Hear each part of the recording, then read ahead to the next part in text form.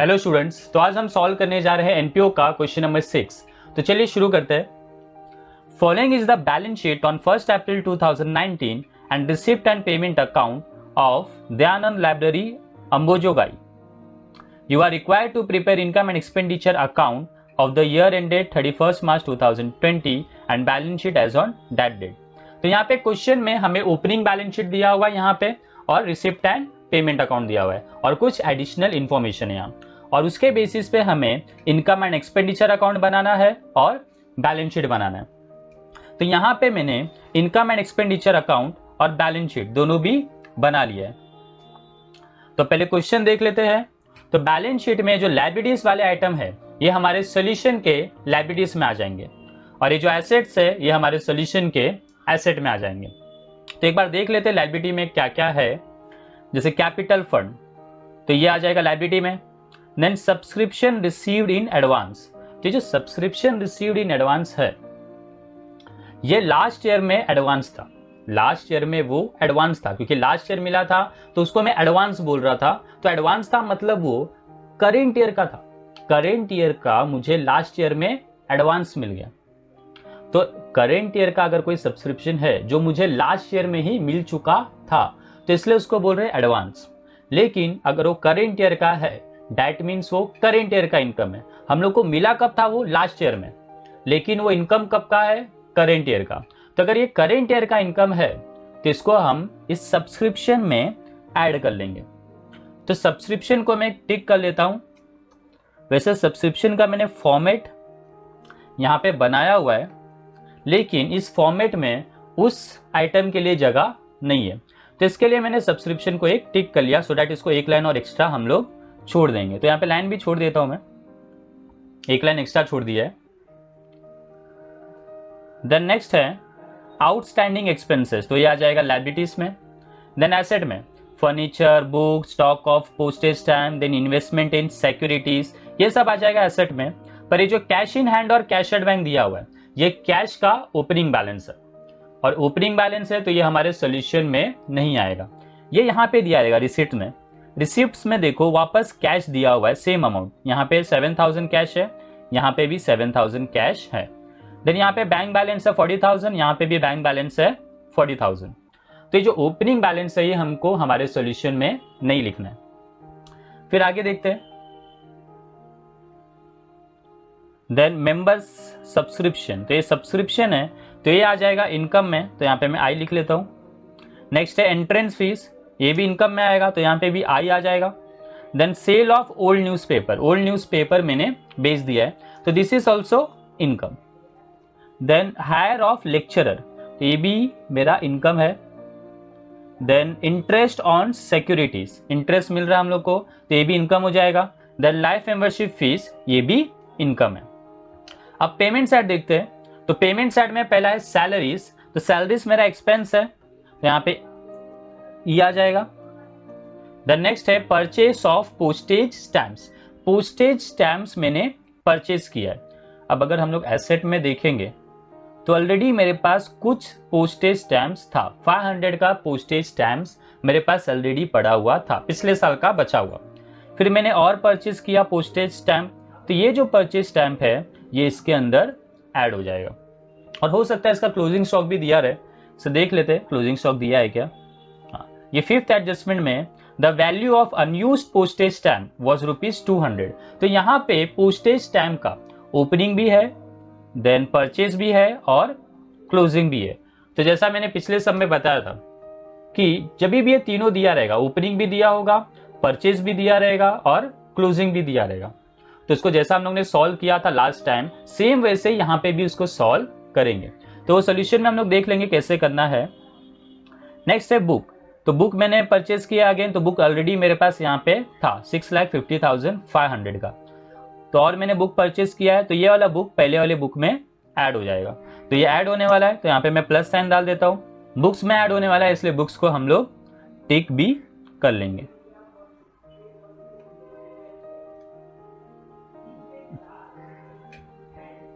Then next है outstanding expenses, तो outstanding expenses का यहाँ पे मैंने पेमेंट किया है। तो यहाँ पे लाइबिलिटी में देखो आउटस्टैंडिंग एक्सपेंस दिख रहा है 2000 rupees, that means outstanding expense था 2000 रुपीज और उसमें से पूरा का पूरा 2000 मैंने पे कर दिया। तो अगर पे कर दिया है तो ये यहां से आउटस्टैंडिंग एक्सपेंस में से माइनस हो जाएगा। तो आउटस्टैंडिंग एक्सपेंस में से माइनस करना है, इसके लिए आउटस्टैंडिंग एक्सपेंस को हम टिक कर लेंगे। द नेक्स्ट है investment in fix deposit. Investment किया हम लोग ने, तो फिक्स डिपॉजिट में इन्वेस्टमेंट किया, तो ये मेरा एसेट है, तो इसको एसेट में लिख लेंगे। नेक्स्ट है फर्नीचर। तो फर्नीचर भी मेरा एसेट है, बट देखो यहाँ पे एसेट में ऑलरेडी मेरे पास ओपनिंग बैलेंस था फर्नीचर का, तो इस फर्नीचर को हम लोग फर्नीचर में, पहले वाले फर्नीचर में ऐड कर लेंगे। तो यहाँ पे ऐड कर लेते हैं फर्नीचर में, प्लस का साइन डाल देंगे, एंड फर्नीचर में ऐड करना है इसलिए फर्नीचर को भी टिक कर लेंगे। देन फर्नीचर के बाद है printing and stationery. Printing and stationery मेरा एक्सपेंस है। देन रेंट, रेंट भी एक्सपेंस है। एंड कैश और बैंक, तो ये जो कैश और बैंक है ये कैश का क्लोजिंग बैलेंस है और बैंक का भी क्लोजिंग बैलेंस है, तो ये मेरा आ जाएगा एसेट्स में। तो रिसिप्ट एंड पेमेंट अकाउंट भी अब हो चुका है। अब हम लोग देखते हैं एडिशनल इंफॉर्मेशन। तो फर्स्ट एडिशनल इंफॉर्मेशन है depreciation on books at 10% per annum. Books के ऊपर डेप्रीशिएशन है, तो पहला इफेक्ट इसका हो जाएगा लेस फ्रॉम बुक्स, बुक्स में से लेस होगा, और दूसरा इफेक्ट आ जाएगा इसका एक्सपेंस में। तो बुक्स में से लेस होने वाला है इसलिए बुक्स को टिक कर लेंगे, बट बुक्स को ऑलरेडी एक टिक किया हुआ है, तो बुक्स को टोटल टिक हो जाएगा अब 2। अब इसके ऊपर डेप्रीशिएशन निकालना है 10%, तो इसका अमाउंट भी हम लोग डेप्रीशिएशन का निकाल लेते हैं, क्योंकि बुक्स यहाँ पे 2 है, एक तो ओपनिंग है और दूसरा एडिशनल है। तो जो ओपनिंग है बुक्स 6,50,500, इसके ऊपर पूरे साल का डेप्रीशिएशन आएगा, लेकिन जब एडिशनल पे डेप्रीशिएशन निकालेंगे तो इसके ऊपर पूरे साल का डेप्रीशिएशन नहीं आने वाला है, इसके ऊपर आएगा सिर्फ ये परचेस कब किया है वो देखेंगे। तो 1 अक्टूबर में परचेस किया है, तो अगर अक्टूबर से अगर हम लोग काउंट करते हैं तो अक्टूबर, नवंबर, दिसंबर, जैन, फेब, मार्च में हमारा ईयर खत्म हो रहा है, दैट मीन्स 6 मंथ्स हुआ, तो 6 महीने का डेप्रीशिएशन निकालेंगे इस पे, और इस बुक पे पूरे साल का डेप्रीशिएशन निकालेंगे। तो डेप्रीशिएशन निकाल लेते हैं। तो यहाँ पे मैंने ऑलरेडी निकाला हुआ है डेप्रीशिएशन। डेप्रीशिएशन ऑन बुक्स 6,50,500 पे 10% आ जाएगा 65,050, और 1 लाख जो एडिशनल था उसको ऊपर है 10%, लेकिन उसके ऊपर सिर्फ 6 मंथ्स का आएगा, तो उसके ऊपर टोटल डेप्रीशिएशन हो रहा है 5,000, तो टोटल डेप्रीशिएशन हुआ 70,050। अब डेप्रीशिएशन ऑन फर्नीचर भी है, तो डेप्रीशिएशन ऑन फर्नीचर भी कर लेते हैं। तो डेप्रीशिएशन ऑन फर्नीचर का पहला इफेक्ट हो जाएगा लेस फ्रॉम फर्नीचर, और दूसरा इफेक्ट अगेन इसका आएगा एक्सपेंस में।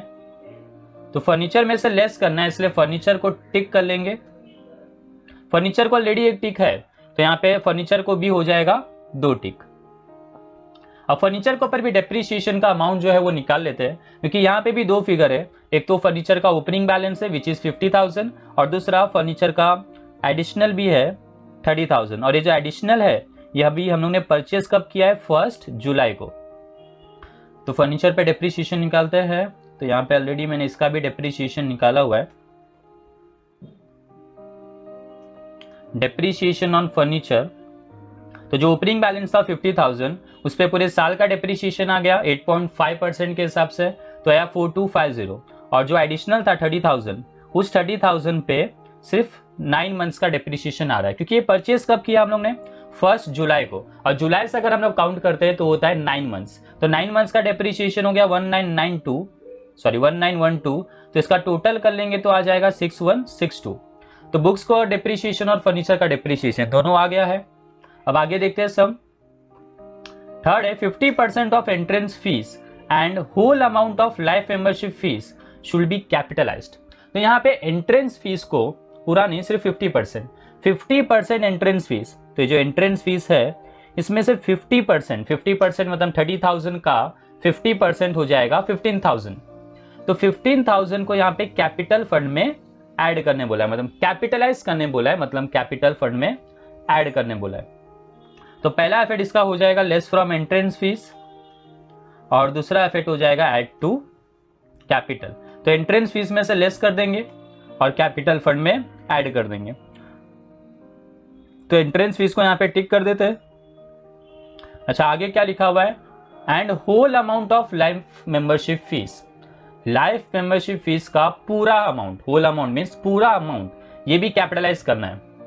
तो ये जो लाइफ मेंबरशिप फीस यहाँ पे दिख रहा है, इनकम लिखा था हम लोग ने इसको यहाँ पे, बट लाइफ मेंबरशिप फीस का पूरा अमाउंट हमें कैपिटलाइज करना है, मतलब ये इनकम में आएगा ही नहीं, ये आ जाएगा ऐड टू कैपिटल। तो इसे कैपिटल में हमें ऐड करना है, तो वहां पे इनकम कट करके हम लोग लिख देंगे ऐड टू कैपिटल।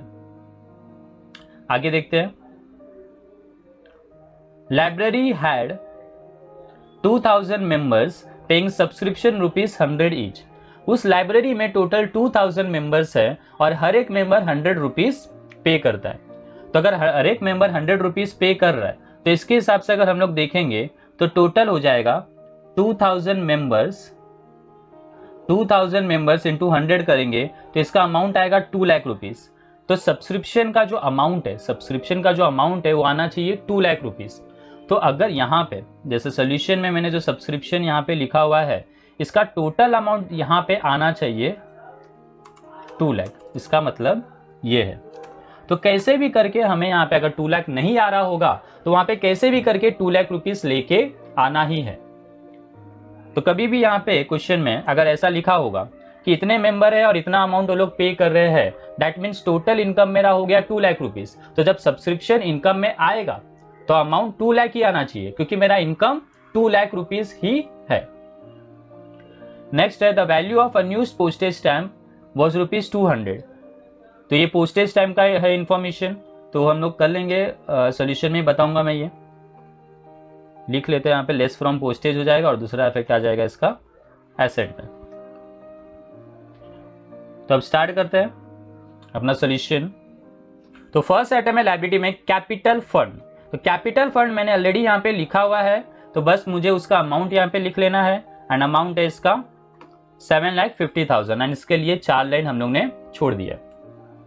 नेक्स्ट है सब्सक्रिप्शन रिसीव्ड इन एडवांस। ये जो सब्सक्रिप्शन रिसीव्ड इन एडवांस है वो लास्ट ईयर में एडवांस था, लेकिन करंट ईयर में वो ड्यू हो चुका है, तो कि करंट ईयर का मेरा इनकम है। तो इसको मैं सब्सक्रिप्शन में ऐड कर लेता हूं। तो इसके लिए यहां पे मैंने एक्स्ट्रा लाइन भी छोड़ा हुआ था, तो वहीं पे लिखेंगे इसको 3,000 rupees advance of last year. तो एडवांस ऑफ अगर लास्ट ईयर होगा तो उसे हमें ऐड करना होता है। फिर आउटस्टैंडिंग एक्सपेंस है 2,000, ये भी आ जाएगा लायबिलिटीज में, एंड इसको टिक किया हुआ है तो इसका अमाउंट हम लोग लिखेंगे इनर कॉलम में, और एक टिक किया हुआ है तो इसके लिए एक लाइन छोड़ देंगे। द नेक्स्ट है, तो लायबिलिटी हो गया। अब एसेट देखते हैं।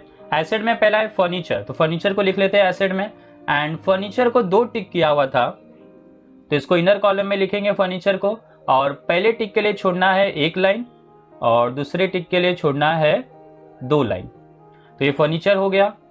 नेक्स्ट है फिर बुक्स। बुक्स भी आ जाएगा एसेट में, अमाउंट है 6,50,500, एंड इसको भी 2 टिक किया हुआ है, तो इसका अमाउंट भी हम लोग लिखेंगे इनर कॉलम में, और पहले टिक के लिए छोड़ेंगे 1 लाइन और दूसरे टिक के लिए छोड़ेंगे 2 लाइन। द नेक्स्ट आइटम है स्टॉक ऑफ पोस्टेज स्टैम्प। यहाँ पे पोस्टेज स्टैम्प आ गया, तो जैसा मैंने बोला था कि पोस्टेज स्टैम्प का यहाँ पे ओपनिंग, परचेज और क्लोजिंग तीनों भी दिया हुआ है, तो इसको हम लोग पूरा साथ में ही कर लेंगे। इसका जितना भी एडजस्टमेंट है सब साथ में कर लेंगे। तो स्टॉक का ओपनिंग है 500, देन मैंने यहाँ पे परचेज किया है स्टैम्प 1,500 का, तो 500 का स्टॉक मेरे पास पहले से था, फिर 1,500 का स्टॉक मैंने और परचेज किया, तो मेरे पास अब हो चुका है 500 प्लस 1,500 इज 2,000 रुपीज। तो 2,000 रुपए का स्टॉक मेरे पास है स्टैम्प का। फिर एंड ऑफ द ईयर मेरे पास 200 का स्टॉक बच गया, स्टैम्प का 200 का स्टॉक बच गया है। तो 2,000 में से 200 बच गया है, दैट मीन जो 1,800 है वो यूज हो चुका है। तो यूज हो गया, जितना यूज हो गया है वो है मेरा एक्सपेंस, और जो बच गया है वो है मेरा एसेट। तो इसको लिख लेते हैं अपने सॉल्यूशन में। पहले हम लोग हेडिंग दे देंगे टू पोस्टेज स्टैम्प्स, फिर उसमें पहले लिखेंगे ओपनिंग स्टॉक, उसमें ऐड करेंगे परचेस और लेस कर देंगे क्लोजिंग स्टॉक। तो 1,500 का स्टैम्प मेरे पास था, फिर मैंने 500 का स्टैम्प और परचेस किया है और उसमें से 200 का स्टॉक मेरे पास बचा हुआ है। दैट मीन्स हम लोग के पास से 1800 का स्टैम्प यूज हो चुका है। तो जो यूज हो गया है वो मेरा है एक्सपेंस, तो ये एक्सपेंस में आ गया 1800। और ये जो बचा हुआ स्टॉक है 200, ये मेरा हो जाएगा एसेट। तो इसको एसेट में लिख लेते हैं, पोस्टेज स्टैम्प को। Stock of postage stamp amount आ जाएगा 200 आउटर कॉलम में। तो अब पोस्टेज स्टैम्प का जो भी था एडजस्टमेंट वो पूरा हो चुका है। अब कहीं पे भी अगर पोस्टेज स्टैम्प आएगा तो उसको हम इग्नोर करेंगे क्योंकि उसका इफेक्ट हम लोगों ने पास ऑलरेडी कर दिया है। नेक्स्ट है इन्वेस्टमेंट इन सिक्योरिटीज, अमाउंट है 7000, ये आ जाएगा एसेट्स में।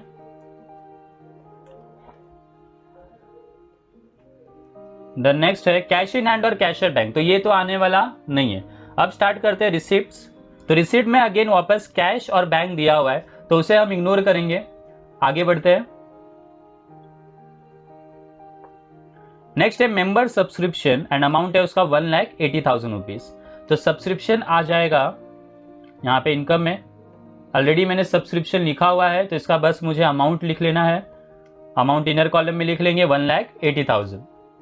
नेक्स्ट है एंट्रेंस फीस, एंट्रेंस फीस भी आ जाएगा इनकम में।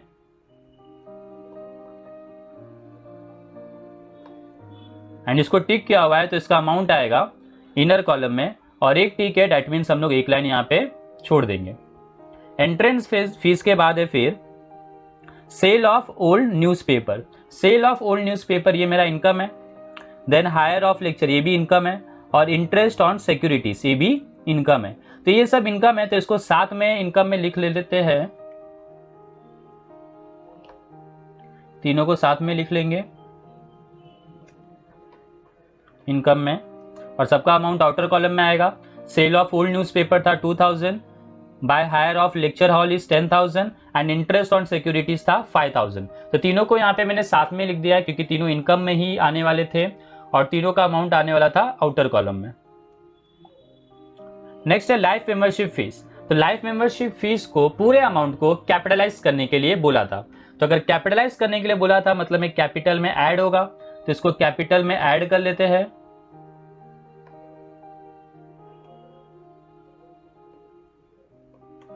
यहाँ पे कैपिटल में ये ऐड हो जाएगा life membership fees which is 10,000 rupees. Next है, तो ये रिसीट भी मेरा हो गया। पेमेंट कर रहे हैं हम लोग, तो पेमेंट में फर्स्ट है सैलरीज। तो सैलरीज आ जाएगा एक्सपेंस में, सैलरीज को एक्सपेंस में लिख लेते हैं। एंड इसको टिक नहीं किया था तो इसका अमाउंट आ जाएगा आउटर कॉलम में। नेक्स्ट है परचेस ऑफ पोस्टेज स्टैम्प, ये ऑलरेडी हम लोग ने कर लिया है तो इसको इग्नोर करते हैं। नेक्स्ट बुक्स, तो बुक्स जो परचेस हम लोग ने किया है वो बुक्स में ऐड हो जाएगा, तो इसको बुक्स में ऐड कर लेते हैं। तो पहले से मेरे पास बुक्स था 6,50,500 का, फिर मैंने और बुक परचेस किया 1 लाख रुपीज का, तो मेरे पास टोटल बुक हो गया अब 7,50,500 का। नेक्स्ट है आउटस्टैंडिंग एक्सपेंसेस पेड। तो जो आउटस्टैंडिंग एक्सपेंसेस था 2,000 रुपीज वो मैंने पे कर दिया है। तो ये पे अगर कर दिया है तो उसमें से माइनस कर देंगे। ये आउटस्टैंडिंग एक्सपेंस दिख रहा है 2,000 रुपीज और ये मैंने पे कर दिया है, तो पे अगर कर दिया है तो इसमें से माइनस कर देंगे। पूरा ही पे कर दिया 2,000 रुपीज, तो यहाँ पे बचा कुछ नहीं, तो आउटर कॉलम में डैश लिख देंगे। नेक्स्ट है इन्वेस्टमेंट इन फिक्स डिपॉजिट, ये आने वाला एसेट में, तो इसको लिख लेते हैं एसेट में।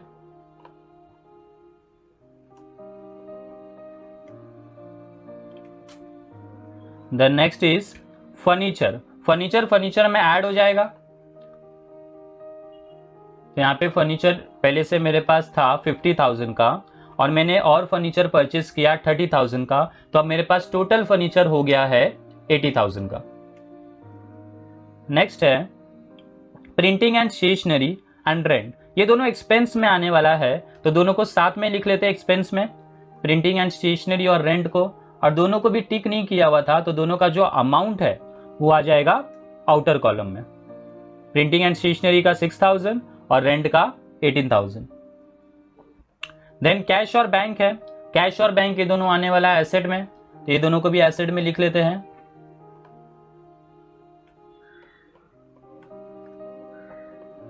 ओके, तो यहाँ पे मेरा रिसिप्ट एंड पेमेंट अकाउंट भी हो गया। अब हमें करना है एडजस्टमेंट्स। तो फर्स्ट एडजस्टमेंट है यहाँ पे डेप्रीशिएशन ऑन बुक्स। बुक्स के ऊपर डेप्रीशिएशन है 10%, तो ये बुक में से माइनस होगा, और इसका अमाउंट भी हम लोग ने निकाल दिया था डेप्रीशिएशन का, और अमाउंट था इसका 70,050। तो बुक में से पहले माइनस कर देते हैं, और दूसरा इफेक्ट आ जाएगा इसका एक्सपेंस में।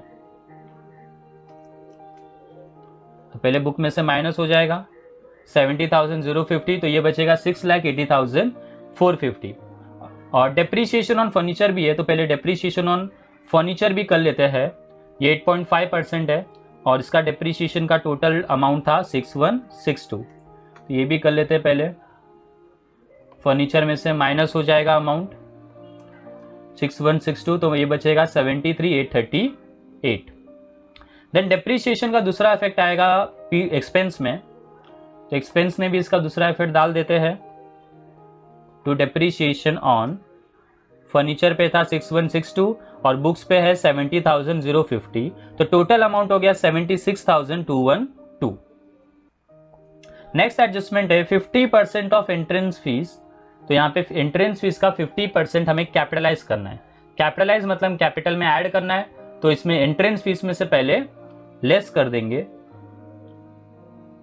एंट्रेंस फीस में लेस करेंगे और कैपिटल फंड में उसको ऐड कर देंगे। यहाँ पे एंट्रेंस फीस में से माइनस कर दिया, और अब कैपिटल फंड में उसको ऐड कर देते हैं। कैपिटल फंड में ऐड कर दिया 15,000। नेक्स्ट है लाइब्रेरी हैड 2,000 मेंबर्स, तो ये एंड में देखते हैं हम लोग। अच्छा, फिफ्थ एडजस्टमेंट ये भी हो चुका है, तो हो गया सब अपना। अब हम सब्सक्रिप्शन का टोटल लिख लेते हैं। टोटल तो यहाँ पे मैंने ऑलरेडी लिख दिया है, विच इज 2 लाख। तो ये 2 लाख मुझे कैसे भी लाना है यहाँ पे। तो अब ये आ कितना रहा है पहले वो देखते हैं। तो 1,80,000 है, एंड और कुछ तो है नहीं। यहाँ पे लास्ट ईयर का ऐड होने वाला है 3,000, तो 1,80,000 प्लस 3,000 ये हो जाएगा 1,83,000। बट मुझे लाना कितना है 2 लाख, तो कितना कम पड़ रहा है वो देखते हैं। तो 1,80,000 प्लस 3 1,83,000, तो 2 लाख में कम पड़ रहा है 17,000। तो ये जो 17,000 है मुझको यहाँ पे कहीं पे लिखना पड़ेगा। तो कहाँ लिखेंगे वो? तो यहाँ तो लिखेंगे नहीं, क्योंकि यहाँ लिखेंगे तो माइनस होगा, तो और कम हो जाएगा। तो यहाँ पे ऐड कहाँ पे हो रहा है? यहाँ पे करेंट ईयर का। तो बस मुझे यहाँ पे 17,000 लिख देना है करेंट ईयर का। तो ये 17,000 यहाँ पे लिख दूंगा मैं। तो ये हो जाएगा 1,80,000 प्लस 17, ये हो जाएगा 1,97,000। और 1,97,000 में 3,000 ऐड करेंगे तो ये हो जाएगा 2 लाख। तो यहाँ पे 2 लाख को कंप्लीट हो चुका है। एंड ये जो आउटस्टैंडिंग ऑफ करंट ईयर है, इसका दूसरा इफेक्ट आता है एसेट में। तो दूसरा इफेक्ट भी इसका डाल देते हैं एसेट में। तो यहां पे मेरा सम कंप्लीट हो चुका है। अब इसको टैली कर लेंगे।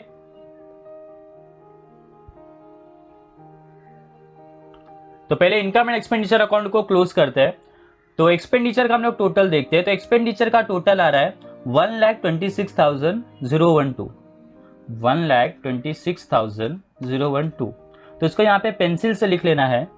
एंड देन इनकम का टोटल करेंगे तो इनकम का टोटल आ रहा है 2,32,000। तो यहाँ पे लिख लेते हैं 2,32,000। अब देखेंगे दोनों में से बड़ा कौन सा है। तो 2,32,000 बड़ा है, तो जो बड़ा अमाउंट है उसको हम लोग यहाँ पे दोनों साइड लिख लेंगे, 2,32,000 एंड 2,32,000। अब देखेंगे डिफरेंस कहाँ पे है। तो डिफरेंस यहाँ पे एक्सपेंस में डिफरेंस दिख रहा है। तो एक्सपेंस में अगर डिफरेंस दिख रहा है तो वो आ जाएगा मेरा सरप्लस। तो यहाँ पे मैं डिफरेंस लिख लेता हूँ और डिफरेंस हो जाएगा मेरा सरप्लस। डिफरेंस आया 1,05,988।